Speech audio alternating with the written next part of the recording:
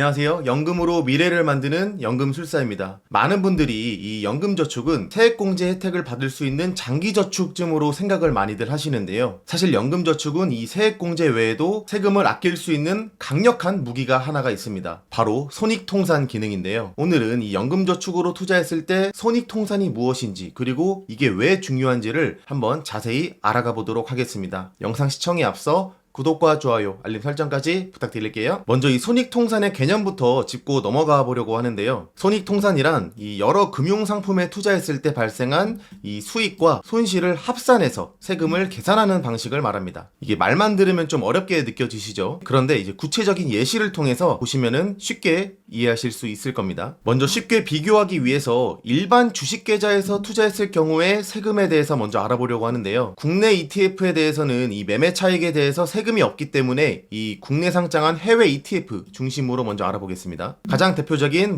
타이거 미국 S&P 500 ETF랑 미국 필라델피아 반도체 ETF를 투자했다고 가정을 해볼게요. 그런데 요 각각의 ETF에서 100만원 수익과 100만원의 손실이 났다. 이 경우에는 세금이 어떻게 될까요? 이 두 상품을 만약에 모두 매도를 할 경우에는 해외 ETF 매매 차익에 대해서 15.4%의 배당소득세가 부과가 됩니다. 그렇기 때문에 이 타이거 미국 S&P 500 ETF에서 100만원 수익에 대해서는 15.4%인 15만 4천원이 과세가 되고요. 반면에 이 미국 필라델피아 반도체 ETF 같은 경우에는 손실이 났죠. 이 매매 차익, 이익이 났을 경우에만 세금을 매기기 때문에 손실이 났을 경우에는 세금이 없습니다. 즉 S&P 500 ETF에서 수익 난 거에 대한 15만 4천원의 과세만 있다고 볼 수가 있겠죠. 그러면은 결과적으로는 100만원 수익이 났고 100만원 손실이 났기 때문에 이 손익을 통산했더니 빵원입니다. 빵원인데 수익 난 거에 대해서만 15만 4천원 과세를 하고 손실이 난 부분에 대해서는 과세가 없다 하더라도 합산을 하면은 세금은 15만 4천원이 되겠죠. 결과적으로 전체 손익은 빵원이지만 세금은 15만 4천원을 납부해야 되는 상황이 발생하게 되는 거예요. 왜냐하면 이 일반 주식 계좌에서는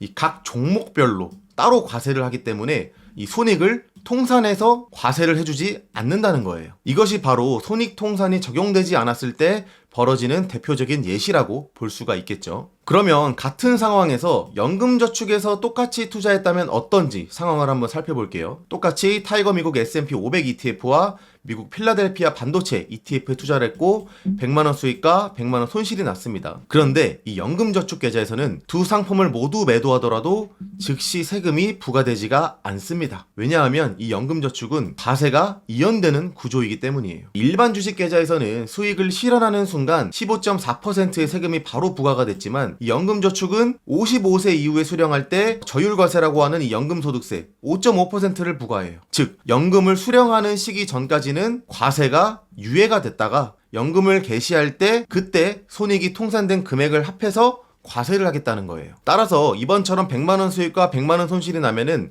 손익 통산했을 때 빵원인 것은 동일하죠. 근데 해당 종목별로 바로바로 과세하는 게 아니라 나중에 연금 개시 시점에 전체 적립금에 대해서 5.5% 저율로 과세가 되기 때문에 이 당시에는 바로 과세가 없고요. 손실 난 것도 과세가 없어서 당장 세금 낼 필요가 없다. 즉 세금도 빵원이다 라는 결과를 도출할 수가 있습니다. 이것이 바로 연금저축에서 작동하는 손익통산의 효과라고 할 수 있어요. 사실 이 손익통산이란 개념은 어떤 기능이 따로 있는 게 아니라 과세가 이연되고 최종적으로 한 번에 과세가 되기 때문에 자연스럽게 이 손익이 통산되는 그런 구조인 것이죠. 결국 이 구조를 제대로 활용하는 것이 바로 이 연금저축을 이용한 절세 재테크 전략이라고 할 수 있겠습니다. 사실 이 손익통산의 진짜 장점은 이 ISA 계좌에서 가장 잘 드러납니다. 연금저축 같은 경우에는 이 55세 이후에 수령하는 장기투자 상품이기 때문에 꾸준히 장기투자하는 사람이라면 손익을 자주 실현하는 일도 적고요. 그보다는 장기 우상향을 믿고 DCA, 분할식 매수 전략을 쓰시는 경우가 많아요. 그런데 이 ISA 계좌에서는 비과세 혜택을 받기 위한 의무납입 기간이 바로 단 3년입니다. 그래서 가장 효율적인 활용 방법은 이 계좌를 개설하고 3년이 지나고 나서 비과세 혜택을 다 받은 다음에 그리고 나서 다시 이 ISA 계좌를 재가입하는 전략이죠. 3년 단위로 비과세 혜택을 누릴 수 있기 때문에. 그런데 문제는 이 3년이라는 기간이 비교적 짧은 기간이다 보니까 모든 종목에서 수익을 낼 거라는 보장이 없어요. 종목에 따라서 손실이 날 확률이 연금저축 장기 투자보다는 꽤 높다는 것이겠죠. 그렇기 때문에 이 손익통산의 기능이 연금저축보다 더욱 더 강하게 장점으로 발휘가 될 수 있는 부분이기도 하고요. 이 일반 주식 계좌였다면은 A 계좌에서 수익이 나면은 바로 세금이 부과되고 B 계좌에서 손실이 나면은 세금이 없다. 그렇지만 손익통산하면 빵원이지만 수익이 난 부분에 대해서는 바로바로 세금을 매기기 때문에 손익통산의 혜택을 못 본다. 다만 이 ISA 계좌 같은 경우에는 의무납입 기간 3년만 충족을 한 다음에 비과세 혜택을 누리면서 해지를 했을 경우 손익통산의 기능을 최대한 활용할 수 있다는 점이겠죠. 그래서 오늘의 핵심 정리 간단하게 다시 한번 살펴볼게요. 일반 계좌에서 투자할 경우에는 각 종목별로 세금이 부과가 됩니다. 그렇기 때문에 손익통산의 기능을 제대로 활용할 수가 없는 반면에 이 연금저축 계좌에서 투자를 할 경우에는 손익통산 혜택을 누릴 수가 있다. 그 이유가 뭐냐?